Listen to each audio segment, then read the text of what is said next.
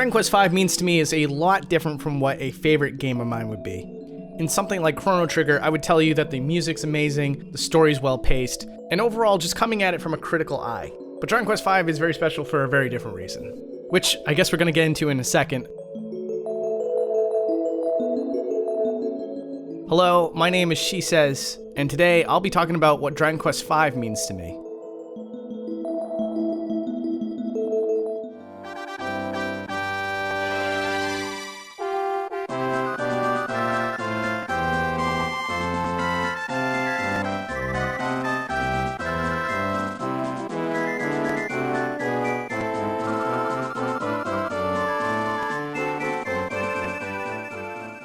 Honestly, my first impressions of the game left me a little bit underwhelmed. This was the first Super Nintendo sequel to this series I was playing in sequential order, and I was really hoping to see some big changes made.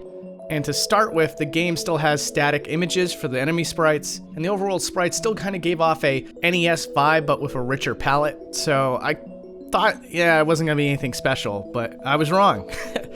I first played it in 2019, which again lined up really well with what was going on in my life at the time. I was playing the original versions, you can get it on the DS, but I played it on a bootleg Super Nintendo cart so I could play it on an old CRT and just experience the game for what it was at the time.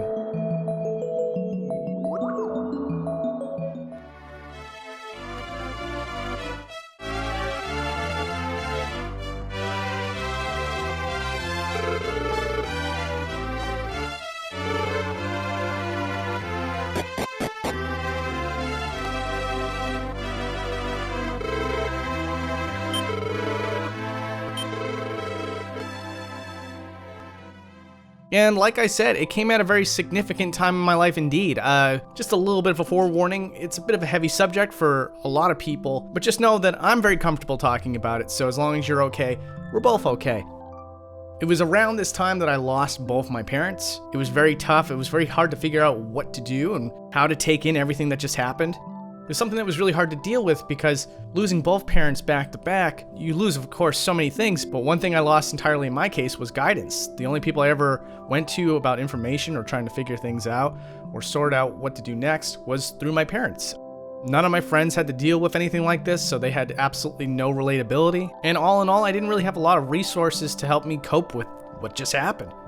Funny enough, without any context or idea of what I was getting into, I played through Dragon Quest V, and it's probably the single most unique RPG story I've ever experienced, especially in its own series.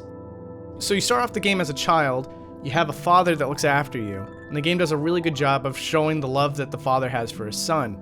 Then at a certain point, you lose the father, and the main character's world just falls apart, hitting rock bottom, no guidance, nothing. And it's not until the hero learns that he needs to take care of himself that he becomes a man. And the game honestly does an amazing example of showing that the love that your parents have for you will always exist inside you, and you share that love with someone else in the future. And this game chooses to exemplify that with building a literal family. You end up getting married, you end up having kids that join the party, and you as the hero then become the father. It's honestly pretty incredible that this game got introduced into my life when it did. And if I hadn't had that experience, when I had that experience, I honestly don't even know where I'd be today. It was honestly incredibly helpful in restoring a lot of optimism back into my life.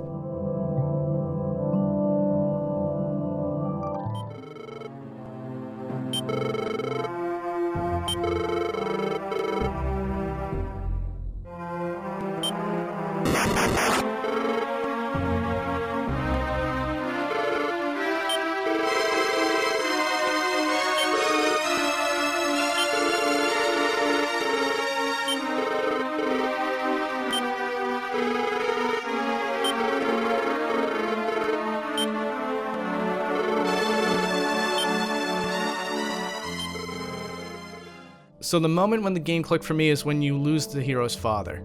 It becomes an enormous turning point in the game, everything looks incredibly bleak, and if you experienced it on your own for the first time, you'd realize, wow, it's amazing that they pushed it this far. It's a very bold move, a very brave one, and I find it to be really interesting.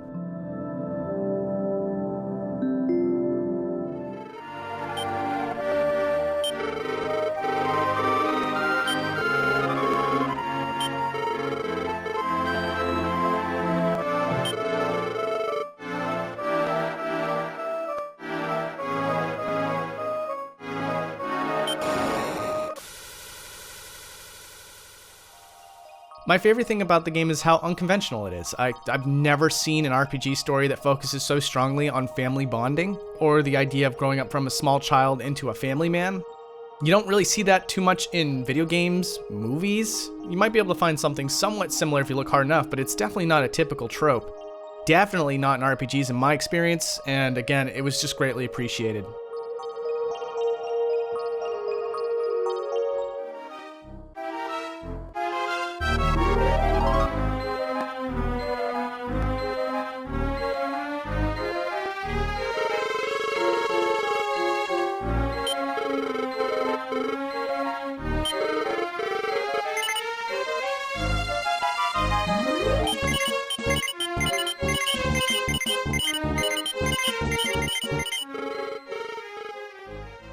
I've only played Dragon Quest V once, but that's because I'm trying to get through the entire series. So to replay any of the games at this point, that would just be an enormous time sink when the goal is to really just get completely familiar with the entire series.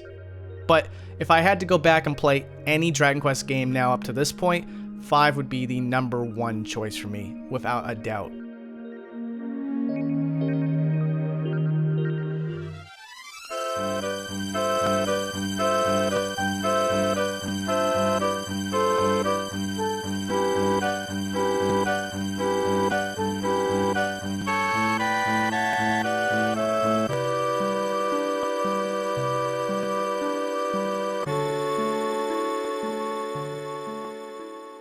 If I had to sell this game to another player, I would just say that it teaches very important life lessons.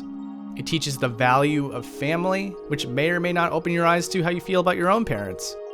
Letting the game take you through childhood innocence into adulthood provides you with a perspective that you normally don't have until you get there in life. Like if you're a kid, you probably aren't thinking about any of this stuff, but this game might guide you into seeing a perspective that you would never have. Or you could be an adult with a wife and 2 kids. And you can just play through this game and say, yeah, man, it be like that. And if you're like me, it provides hope. It shows that even if you're in a dark tunnel, there's usually a light at the end of it. And that sometimes, even though you've spent amazing years with people that you love, you might be without them someday. But the love and protection that they shared with you while you were growing up is the same exact love and protection that you can give to someone in the future.